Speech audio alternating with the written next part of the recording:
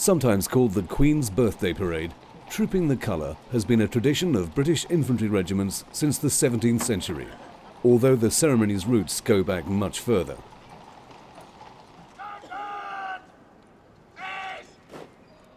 Since 1748, Trooping the Colour has marked the official birthday of the British sovereign and coincides with publication of the Birthday Honours List. Held annually on Horse Guards Parade, London, on the second Saturday in June, this colourful pageant is the ceremonial review for the Household Division, of which Her Majesty the Queen is Colonel-in-Chief. An integral part of the Household Division, and one of the most prestigious ceremonial regiments in the British Army, the King's Troop Royal Horse Artillery is the mounted ceremonial saluting battery of Her Majesty's household troops. Stationed at St John's Wood Barracks since 1947, the King's Troop is responsible for firing royal salutes in Hyde Park or Green Park on both royal anniversaries and state occasions.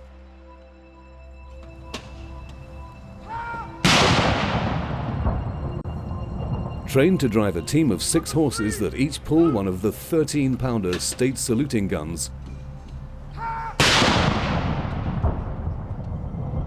all the King's Troop soldiers are superb equestrians.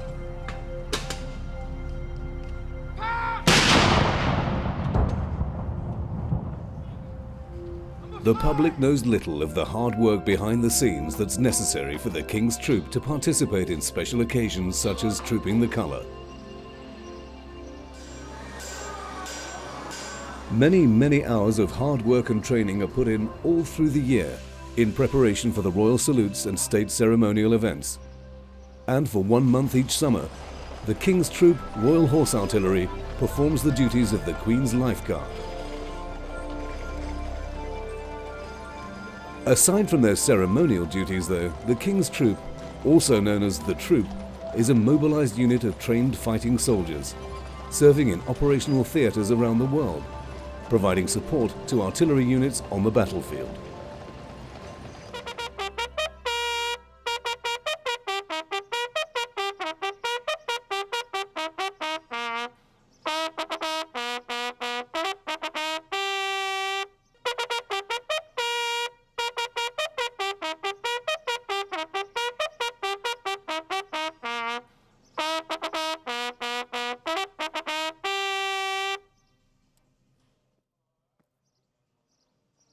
Although the practice of firing royal salutes with a horse artillery battery from the St John's Wood Barracks can be traced back to the early 1880s, the King's Troop is actually a very young military organisation in comparison to the rest of the British Army.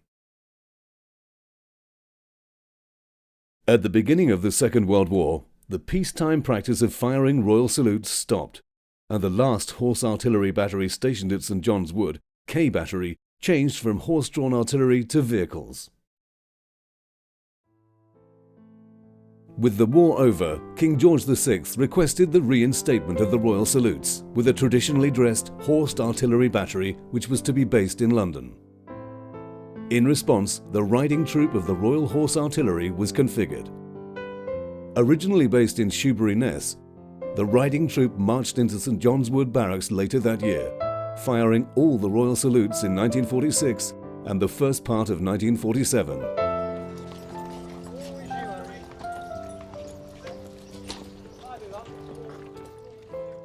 But on the 24th of October 1947, the riding troop's fate changed. The King visited the St John's Wood Barracks to inspect the horses and soldiers on parade.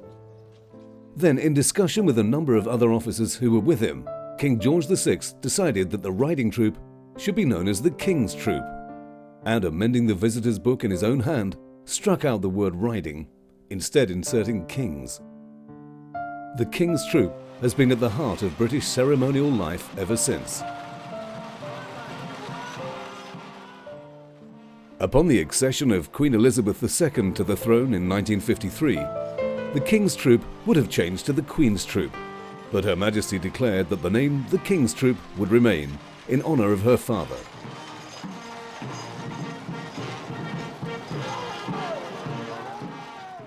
Within the Royal Artillery structure, posting between the Royal Artillery and the Royal Horse Artillery is fairly common, However, the Royal Horse Artillery regiments are perceived as elite, and a posting to an RHA unit is regarded as a career advancement.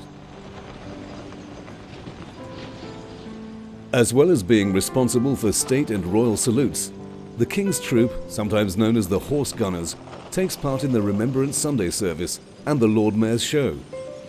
The troop also performs the wonderfully impressive musical drive at county and agricultural shows throughout the country.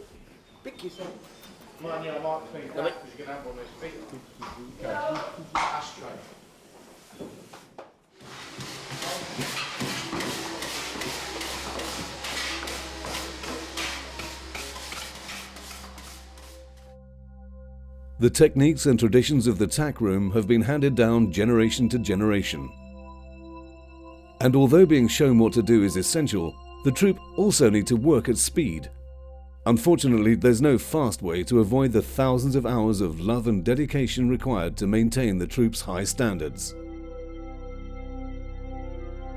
The King's Troop has two types of riding equipment: best kit and a working and rehearsal kit. The best kit is used only for ceremonial and state occasions, such as the Queen's birthday parade. Although the saddles and nosebands of the best kit are as shiny as patent leather would never withstand the rigors of the ceremonial gun team. To ensure the kit remains in superb condition, everything is regularly cleaned, even when not in use, and just like soldiers' boots, the deep sheen on the leather is achieved through spit, polish, and sheer hard work. When the troop takes delivery of new saddles, they look much the same as any leather saddle for sale in tack shops. The first thing to be done is to use wire wool to open up the pores on the leather. This enables the polish to be absorbed, but this is not a fast process, and it takes 2 or 3 years to reach a polish level good enough for a ceremonial saddle. Most of the saddles, though, are about 15 years old, and the years of dedicated polishing and hard work quite literally shine through. The saddles are not just highly polished for show, though. There's a genuine reason for the finish. Driving a gun team requires a lot of energy, and without the flexibility within the saddle, the leather would wear extremely quickly. Constructed of wood, metal, and leather, the saddles are designed to distribute weight evenly across the horse's back, and the wooden sections of the saddle help to do this. Although most saddles can be used on any of the King's Troop horses, a few have dedicated saddles which are packed up with foam to provide a better fit for the horse. The King's Troop consists of 168 people. Working in a wide variety of roles, they represent every service necessary to keep the troop operational. As well as those who care for the horses, the King's Troop employs saddlers, farriers, clerks, tailors, storemen, vehicle drivers, and orderlies. But no matter what their job, everyone has to learn to ride. Upon joining the troop, soldiers usually spend their first 18 months working with the horses in the lines. During this time, they're trained in stable management and horsemanship, and depending upon their abilities, the best are selected for training to ride on parade. After passing the recruit's ride stage, the soldiers have a chance to ride out on exercise in the morning, with each person allotted a team of horses to look after in the stables. Although some knowledge of horses and riding is desirable before joining, this is not an essential requirement. A keenness to learn, a fondness for horses, and a willingness to work the long hours required to care for the horses are far more important. After the initial 18 months, soldiers can move into specialist areas, depending upon their abilities and wishes. Some continue to work directly with the horses and become stablemen responsible for feeding the horses. Others progress to riding in the gun team as mounted gunners and are given further riding and horsemastership instruction. Some become limber gunners who look after the guns, whilst others choose to work within the associated trades. But with a limited number of positions available, individuals must go through a selection process. No matter what role the soldiers choose to pursue, all have the chance to continue to ride and compete regularly. soldiers can be found feeding, grooming, exercising and checking the horses even in the quiet hours of New Year's Day and Christmas Day. But maintaining the guns and riding equipment is also very time-consuming. A King's Troop soldier must be dedicated and devoted, because the men and women of the King's Troop have to work hard, very hard. Almost all of the horses in the King's Troop come from Southern Ireland, although some are brought in from Wales. The majority are purchased at 5 or 6 years old, so that their bone structure has developed enough for them to work in the gun teams straight after training. Sometimes the horses have never had a bit in their mouths or a saddle on their backs, so the newcomers are broken in or hacked by a specialist team of troop soldiers and instructors at the Defence Animal Centre in Melton Mowbray, Leicestershire. The horses are slowly introduced to military equipment and harness work, and during this period are known as remounts. This initial breaking in process takes between 10 and 12 weeks, after which the horses are taken to St John's Wood for further training, usually arriving just before Christmas each year. The gun horses' names are chosen to begin with the same letter as that of the commanding officer's surname at the time the horse was purchased. Given names such as Colonel Chatterbox and the Duke of Dazzleton, they also have a nickname which is used in the stables on a daily basis. The names are unique to each horse and are never used twice. Once the commanding officer has seen the remounts in harness in at least 2 musical drive rehearsals, and providing the horses are proficient enough, they will have their manes removed with clippers. This process is known as hogging. Much the same as passing Phase 2 training for a soldier, hogging is the remount's equivalent of passing out. Part of the horses' military training includes their being taught to jump, but only once the horses have satisfactorily taken their place on parade are those that show promise trained further to take part in civilian jumping competitions. Once the horses have reached retirement age, which is usually when they're around 15 years old, they're often rehomed by ex-troop personnel. Having spent at least 10 years working in the gun teams, pulling the 1.5-ton gun carriages, sometimes at speed, the horses enjoy their retirement. Chargers ridden by the officers must stand taller than 17.2 hands. The manege used for lessons and exercises is an enclosed surfaced rectangular area. This particular manege has been in use by various cavalry units since 1825. Halved in size in 1876, the Royal Horse Artillery Unit moved in 1880. The manege is traditionally marked with lettered points around the perimeter. The centre line runs from A to C, but why the letters are laid out in such an odd fashion is unknown. The quarter lines or 3/4 lines run halfway between the centre line and the wall. The midline is the short centre line, and the diagonals are described as long if they're ridden from corner to corner. The angled mirrors on the walls help riders ensure that they're maintaining the correct riding positions.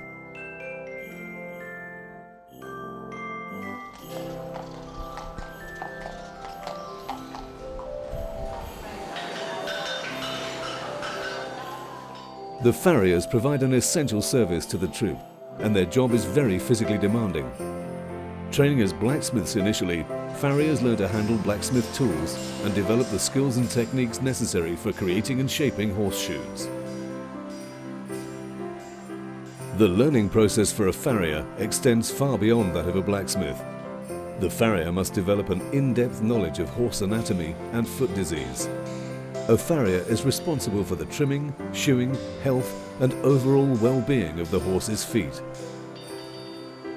Before beginning to shoe, the farrier removes the old shoes using pincers known as shoe pullers and trims the insensitive part of the hoof wall to the desired length with nippers. Shoes do not allow the hoof to wear down as it naturally would in the wild, so if the excess hoof isn't trimmed, the bones will become misaligned, which would place stress on the legs of the animal. Hot shoeing can be more time-consuming and requires a forge, but usually these shoes provide a better individual fit. Next, the farrier trims the sole and frog of the hoof with a hoof knife. The hoof is anatomically similar to the human fingernail, although much larger and thicker. Attached onto the palmar surface of the hoof, the farrier then nails the shoes on by driving the nails into the insensitive hoof wall. The nails are shaped in such a way that they bend outwards as they're driven in, avoiding the sensitive inner part of the foot, and emerge on the sides of the hoof. The farrier cuts off the sharp points.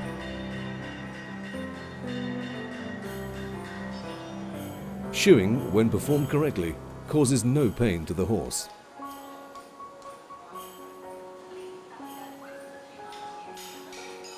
Horses' hooves can become quite worn out when subjected to the added weight and stress of pulling a gun carriage, so correct shoes and foot care are essential.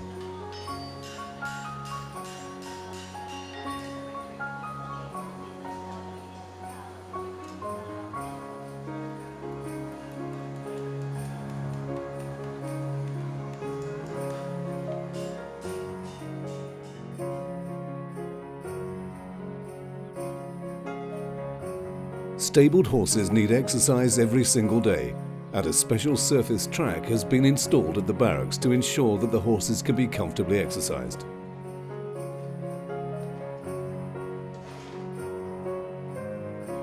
A 4-figure army number is branded onto the front hoof, and a 2- or 3-figure troop-specific number is branded onto the rear right hoof of all the horses by the farriers. But as the hoof wall grows, these numbers have to be reburnt. Hoof oil is used to keep the horse's hooves in good condition and healthy, but it's also used for shiny hooves when on parade.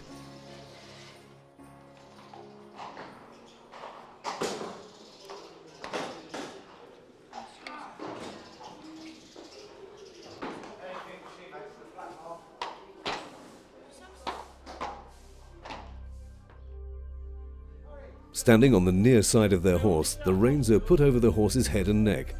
The bit is then inserted into the horse's mouth, and the headpiece is placed over the ears.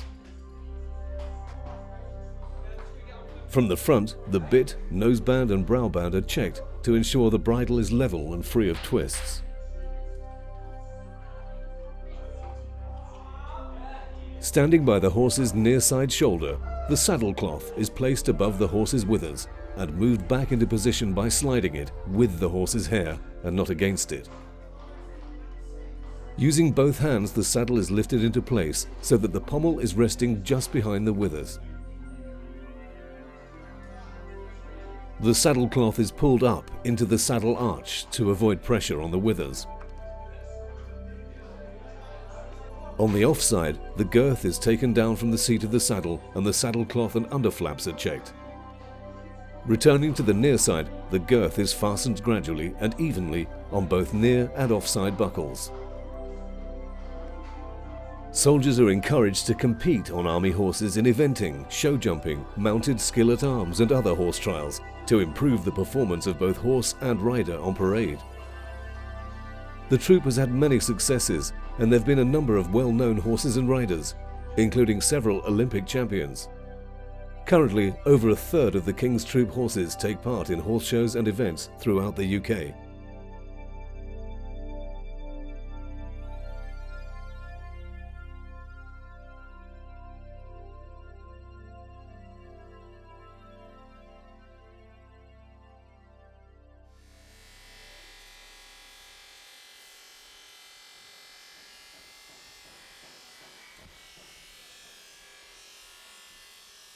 So named 13-pounders because of the weight of the shot fired, these 1.5-ton quick-firing field guns came into service in 1904 and all saw action in the First World War. The guns were advanced technology when in service. New at the time was the recuperating mechanism along the top of the barrel, which is wrapped in rope for cooling, but today requires a lot of maintenance to keep in pristine condition. The King's Troop Royal Horse Artillery provides the black horses and gun carriages for state and military funerals, including that of Queen Elizabeth, the Queen Mother. The gun carriage used as a hearse is a 20th century precedent, at least for the royal family. Prior to that, the hearse was a horse-drawn vehicle bedecked with heavy funereal artifacts. It was Queen Victoria in 1901 who was given the first of the so-called modern state funerals, with the gun carriage as the centerpiece. Queen Victoria's gun carriage was pulled by horses from the royal household, but the Royal Horse Artillery took over this role at Edward VII's funeral. A brass plaque is fixed to each gun carriage following use in a state or military funeral. On the 6th of September 1997, F subsection provided the gun carriage and team of black horses as escort to Diana, Princess of Wales's coffin when transported from Kensington Palace to Westminster Abbey.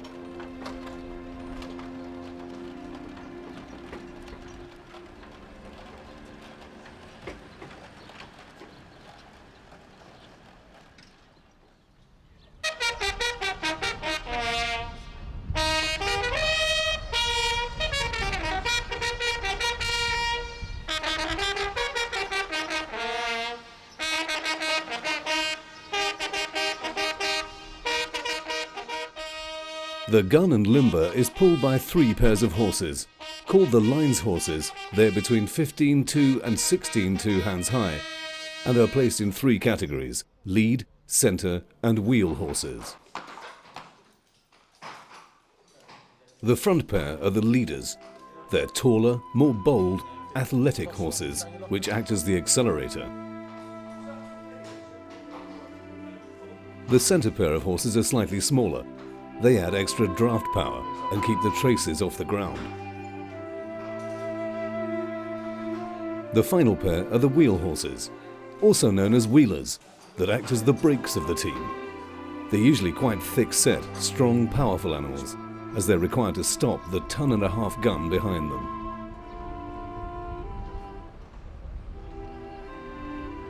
The horses are selected to conform in terms of size and color with the existing horses in the subsection. These colors range from the bright bay of A subsection to the black horses in F subsection. Thousands upon thousands of hours of dedication and sheer hard work are necessary to produce the stunning standard of presentation delivered by the King's Troop.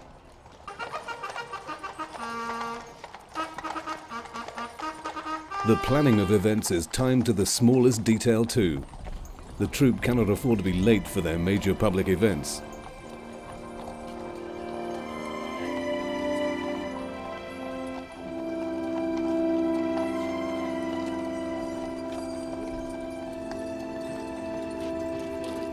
Prior to departure, the 6 subsections line up with their 6 guns on the parade ground.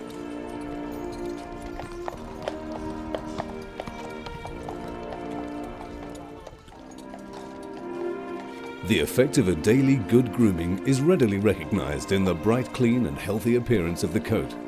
Short and glossy coats, as a general rule, indicate good grooming and careful, stable management.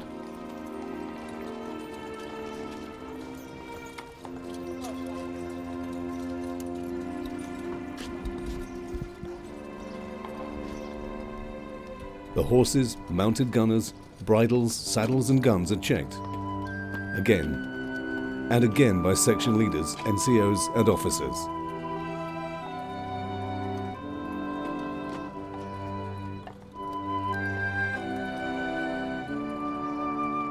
Nothing should be out of place by the time the King's Troop's commanding officer carries out his final checks.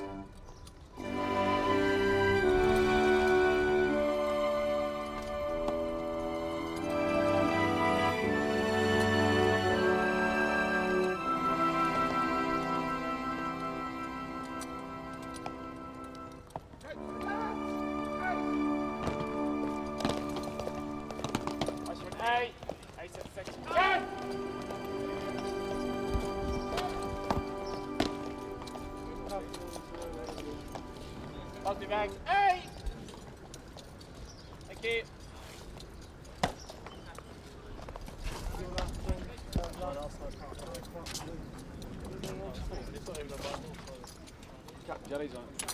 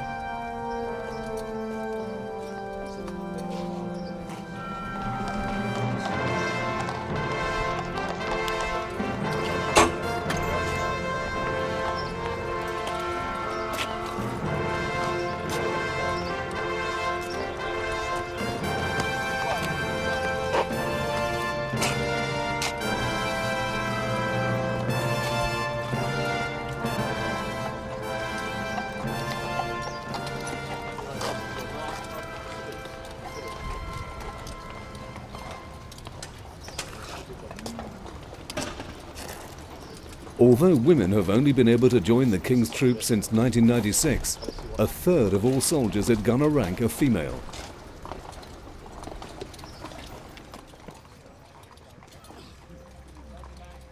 Once the CO is happy with the turnout of his men and women, the King's troop are ready to depart.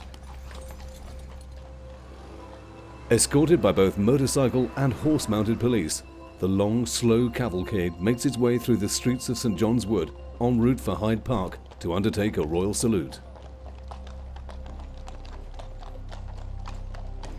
The trumpeter and horse holder rides immediately behind the officers.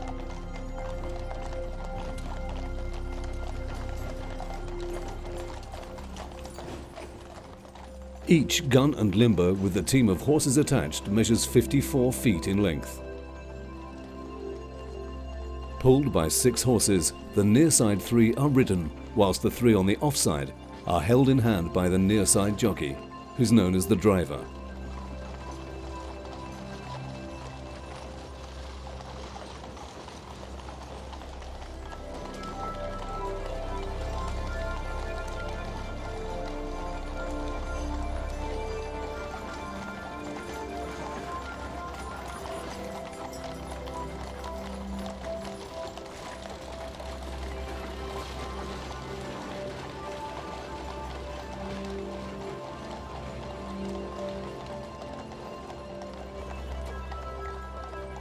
Spare time is always built into the schedule to ensure the troop are not late for their prestigious appointments.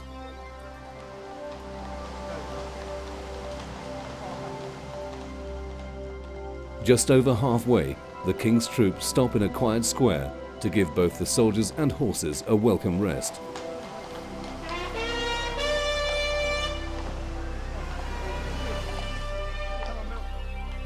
The opportunity to ensure that both the horses and riders remain in perfect condition is not missed, with hooves re-oiled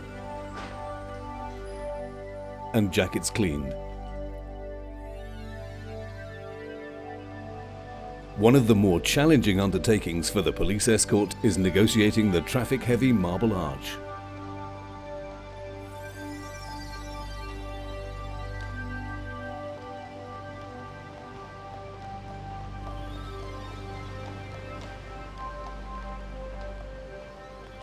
With the lease on the troop's present central London home in St. John's Wood coming to an end, the King's Troop Royal Horse Artillery are relocating to the Royal Artillery's historic home at Napier Lines, Woolwich.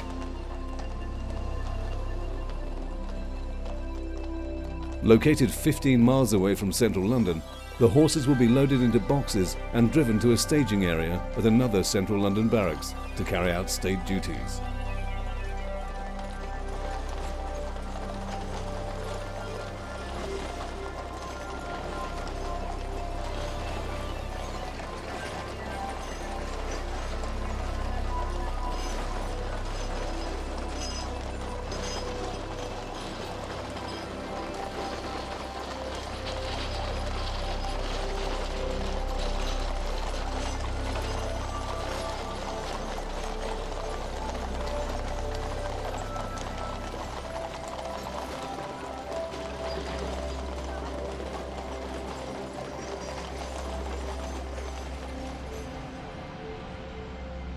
71 horses take part, and the officers and soldiers, wearing their spectacular full ceremonial dress uniforms, gallop into action.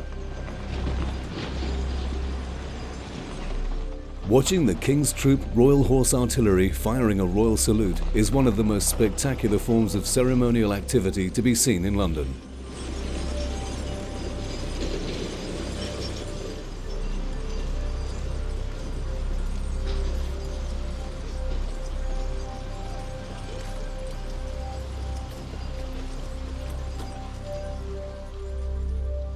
For salutes in Hyde Park, the 6 guns form up in a line abreast.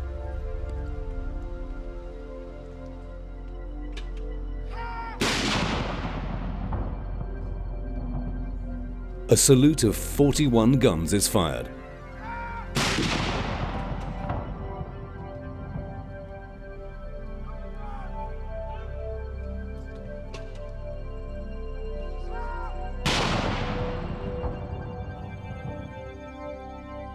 Ceremonial days particularly involve long hours, with many in the King's Troop rising between 2 and 3 in the morning to prepare themselves, the horses and guns for the day ahead.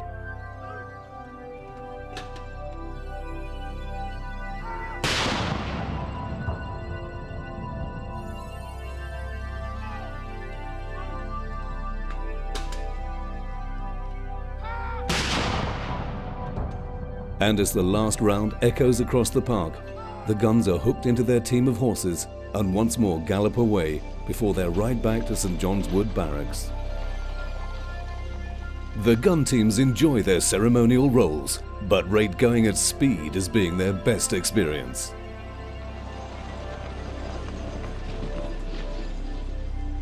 Pulling the cumbersome gun carriages can sometimes be hazardous for the horses, and injuries are inevitable. The veterinary team, along with the horse box, always travels with the King's Troop.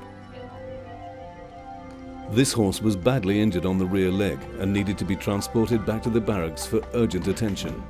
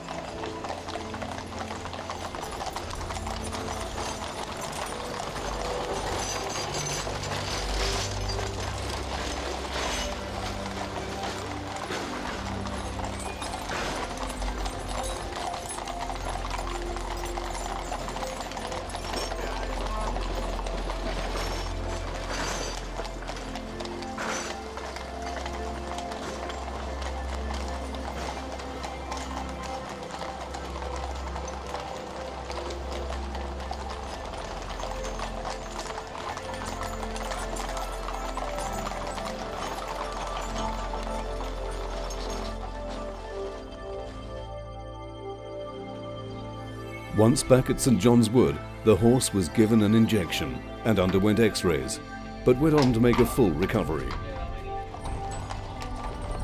The first priority for the troop is to ensure that the horses are first fed and then groomed.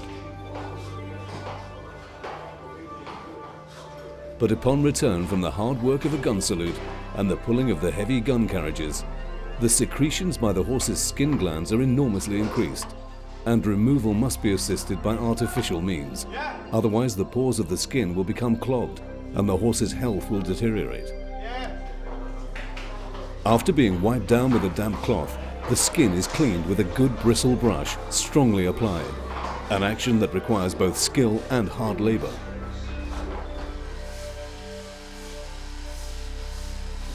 Clipping allows the horse to dry more quickly. Plus, it's easier to groom the horse and spot the first sign of any injury.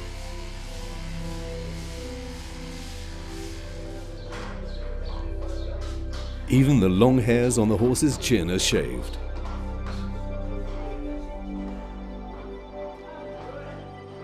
A tail left long and loose is likely to become straggly and unsightly. The troop's horses' tails are brushed and then expertly wrapped in a horse bandage. Without the natural conditioning factors present in the wild, the horse's teeth have to be filed down due to the built-up edges as they chew their food.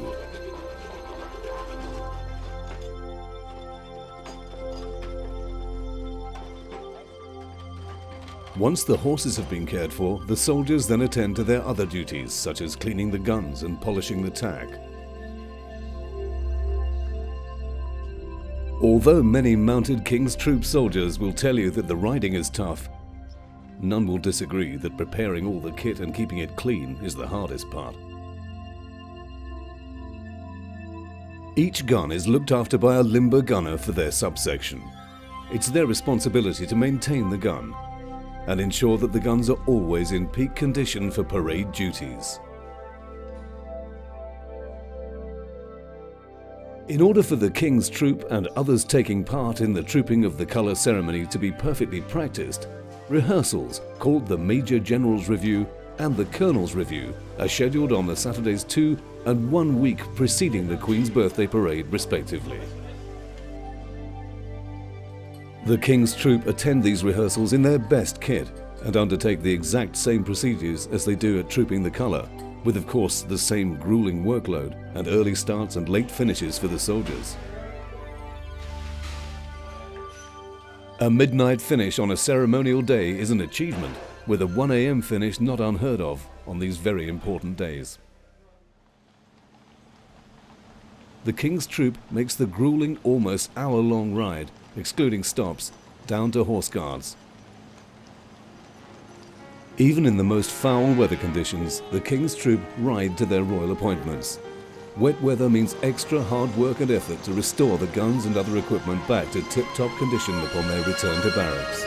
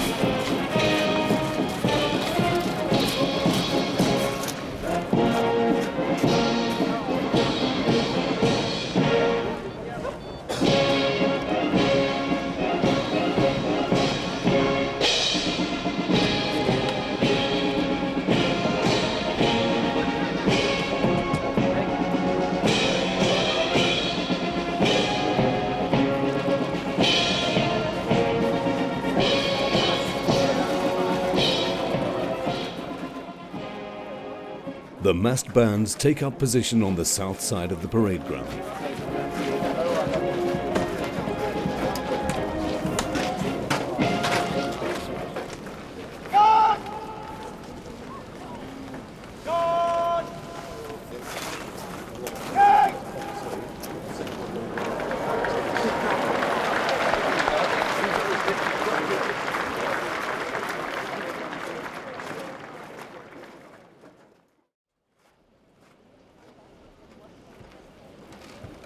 Number 1 Guard is referred to as the escort for the colour until it has collected the colour to be trooped. Only one colour can be trooped at a time, and the 5 household regiments take their turn each year.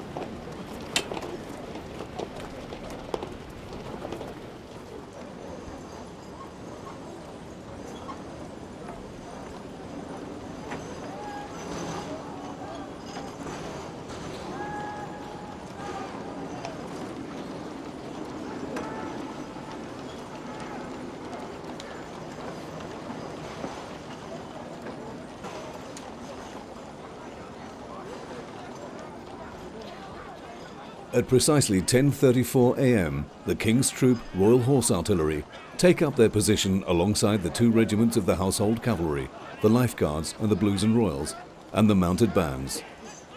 They form up behind number 1 to number 5 Guards, either side of the Guards Memorial, on the edge of St. James's Park.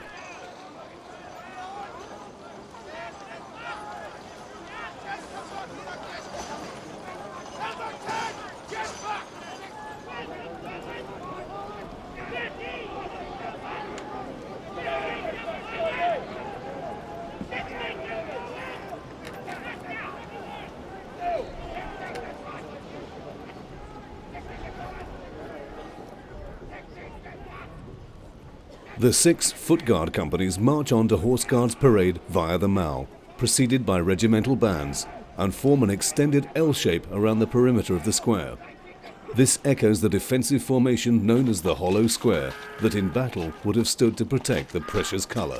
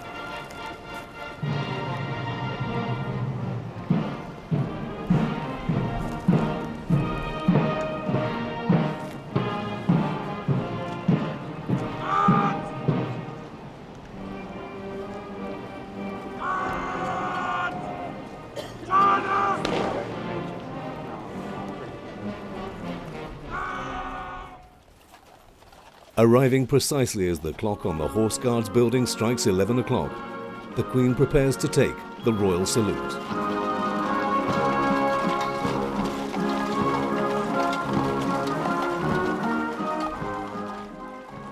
The Queen first appeared at the parade when she was Princess Elizabeth as Colonel of the Grenadier Guards in 1947, the first ceremony to be held after the Second World War. Taking the royal salute in 1951, when she deputised for her father, King George VI, Her Majesty the Queen has attended Trooping the Colour in every year of her reign except 1955, when a national rail strike cancelled the event.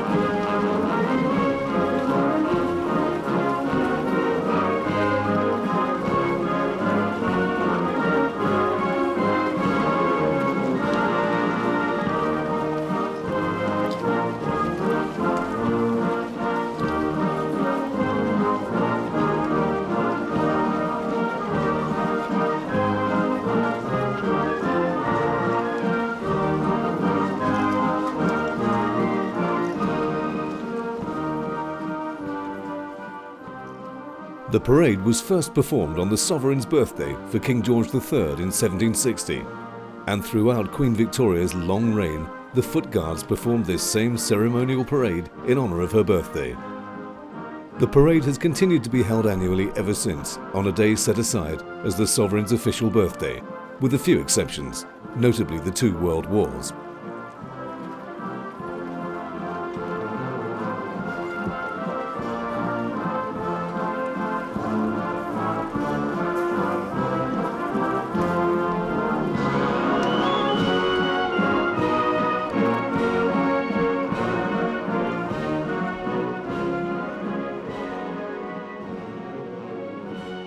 The guards in the modern ceremony today are assembled in 2 ranks, a reminder of Wellington's tactics at Waterloo.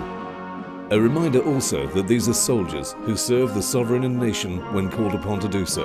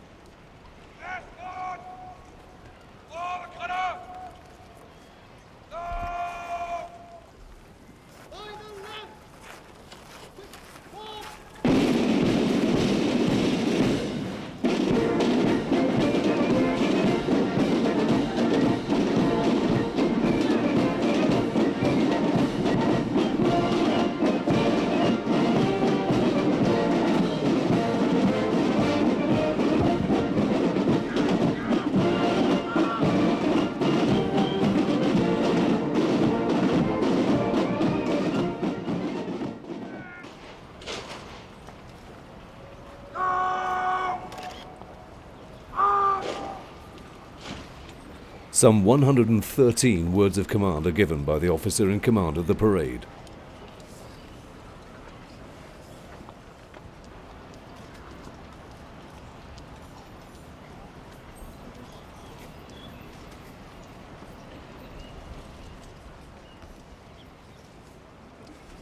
In 1998, the colour being trooped was the colour presented to the 1st Battalion Welsh Guards by Her Majesty the Queen on the 30th of May 1990.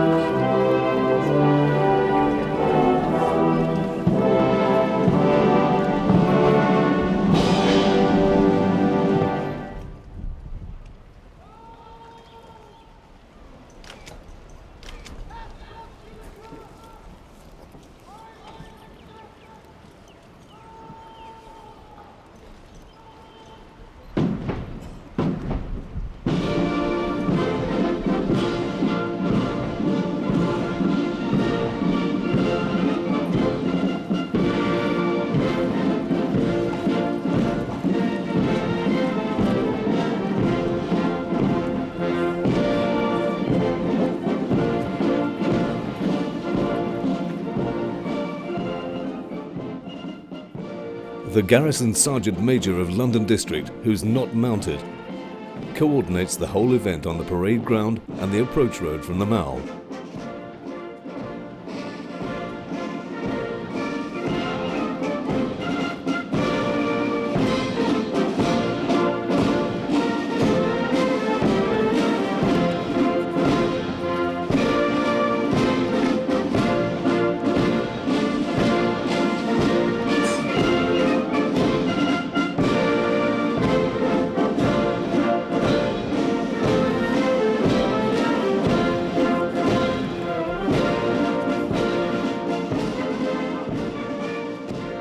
The custom of trooping the colour dates back to the reign of King Charles II.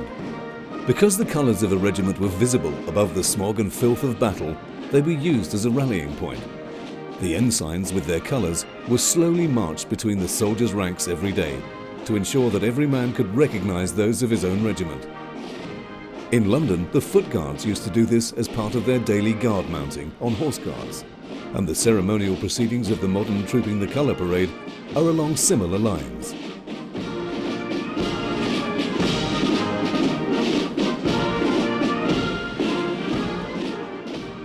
Each year, one of the Foot Guards regiments is selected to troop their colour through the ranks of guards.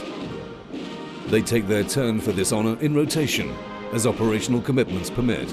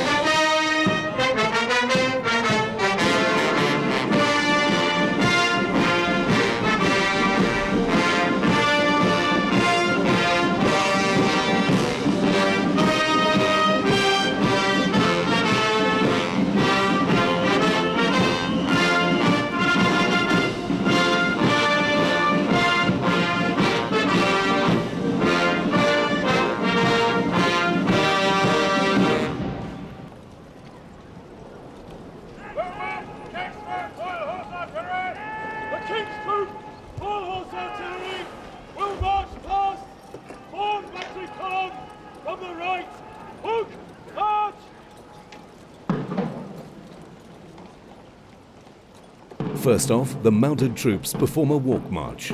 The King's Troop are given the distinction of being first to do so, before even the household cavalry.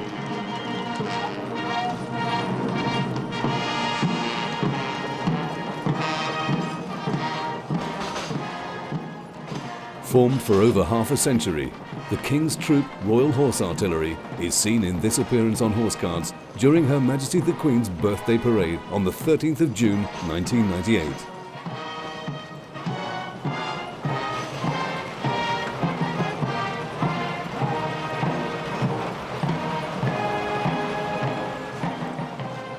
In the British Army order of precedence, the Life Guards are always listed first and always parade at the extreme right of the line. However, when the King's Troop, which forms part of the household troops, is on parade with its guns, the King's Troop takes the right of the line, meaning that they take precedence over all other regiments in the regular forces of the British Army.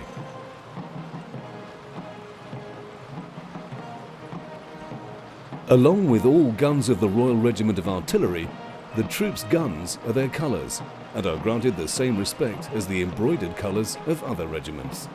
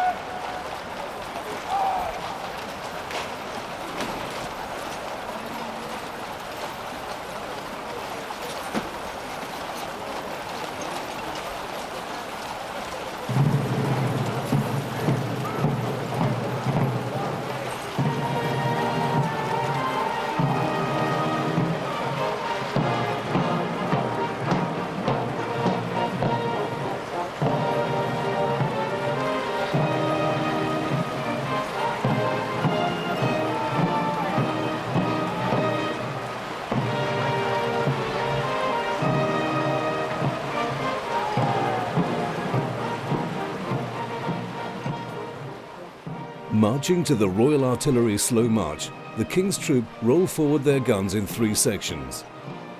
When the King's Troop passes the saluting base, the Queen acknowledges their leading gun as their colour. Salutes are given to the Queen and returned by her and the Royal Colonels to the colours as they pass by.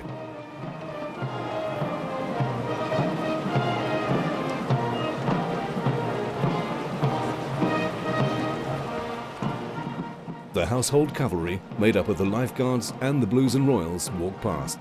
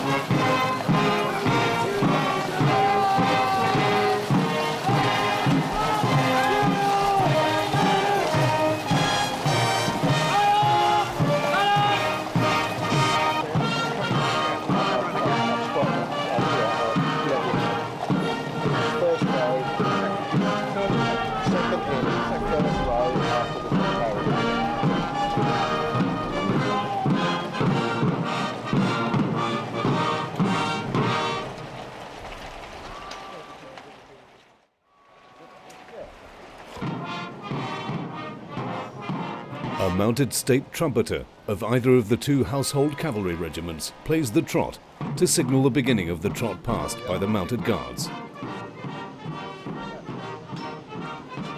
The King's Troop pass by again, this time in a sitting trot. The Keel Row is traditionally played.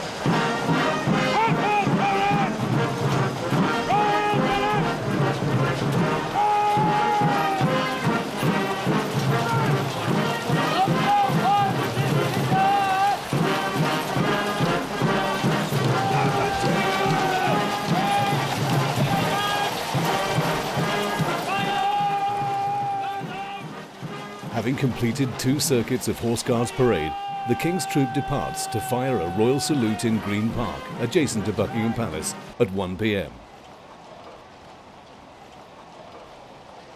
The Household Cavalry then leaves Horse Guards Parade, and each guard forms into 2 divisions in preparation for the march to Buckingham Palace.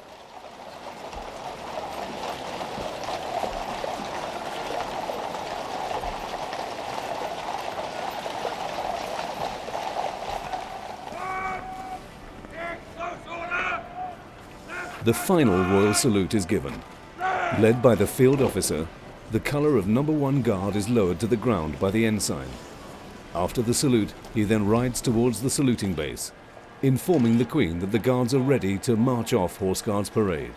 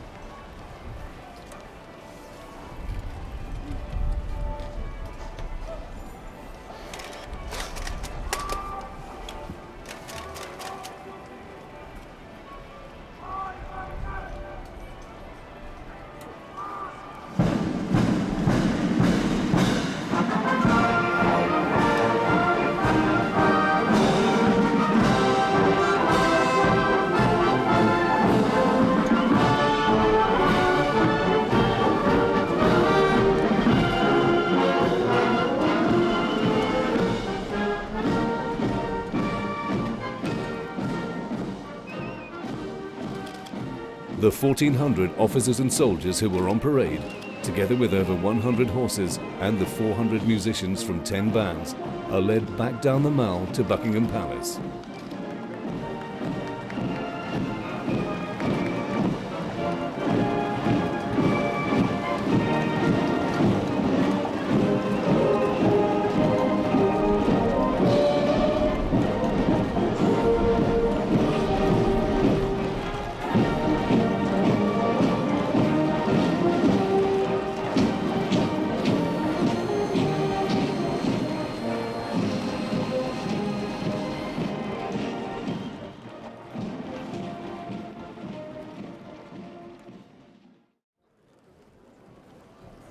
The markers then march off, carrying the regimental company colours on the marker flags.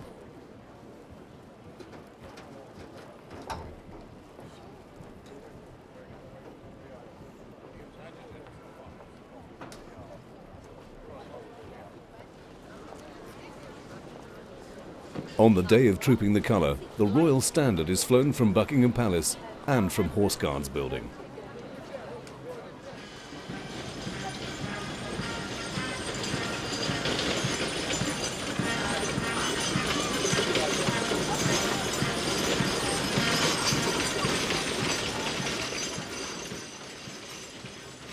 The King's Troop, having left the trooping of the colour slightly earlier than the rest of the Household Division, travelled down the Mall and entered Green Park to prepare for their 1 p.m. 41-gun salute.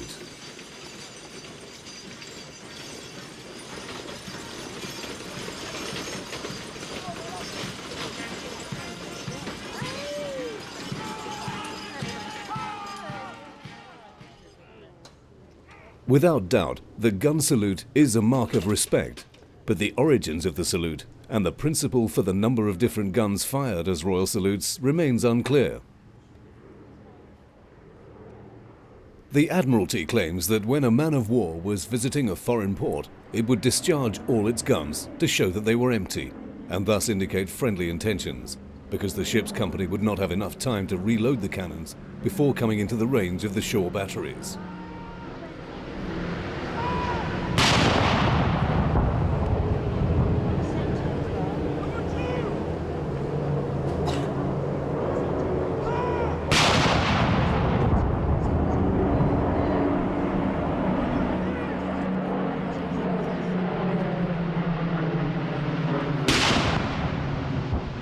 The 41-gun salute consists of a 21-gun salute with an additional 20 rounds fired because the gun position is in a royal park.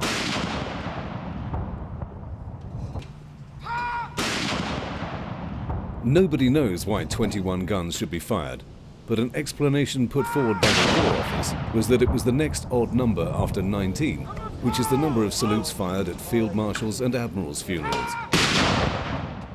Another suggestion for the firing of 41 guns in royal parks was that it was 21 for royalty and 20 for the Duke of Westminster. However, this idea has been rejected as unrealistic. 41 guns also appears to be the number fired exclusively in St James's Park, Green Park, Hyde Park and at the Tower of London.